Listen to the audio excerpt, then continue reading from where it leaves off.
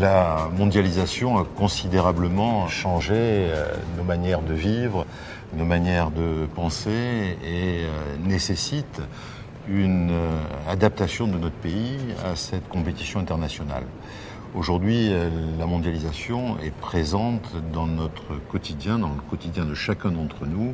Et si nous voulons que nos entreprises soient performantes, si nous voulons retrouver le plein emploi, du pouvoir d'achat, il faut que nous nous adaptions à cette mondialisation. Alors il faut que les Français prennent conscience de tout ça, mais il faut aussi que l'ensemble de la société civile s'approprie cette présidence française. Et donc je crois que le travail que nous faisons avec les universitaires, avec les ONG, avec les syndicats, le patronat et aussi avec la jeunesse de ce pays est l'occasion de faire partager cette ambition.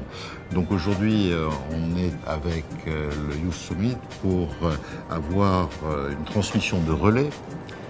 Tout l'enjeu du G20 et du G8, Jean-Marc Aubeau vient de nous le dire, c'est de mieux gérer la mondialisation. C'est une question de génération. Il faut impliquer aujourd'hui les générations de décideurs actuels, français et internationaux, et les décideurs de demain, les jeunes étudiants, jeunes actifs d'aujourd'hui.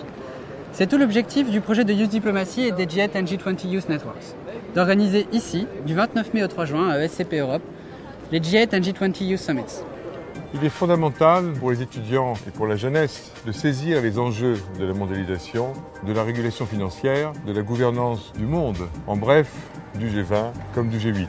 Et quoi de mieux que de participer à une simulation de négociations multilatérales et au-delà de ça, un véritable sommet de jeunesse pour vivre ces discussions, pour vivre ces négociations, ces décisions, pour se les approprier et pour faire en sorte que finalement tout ça devienne beaucoup plus concret.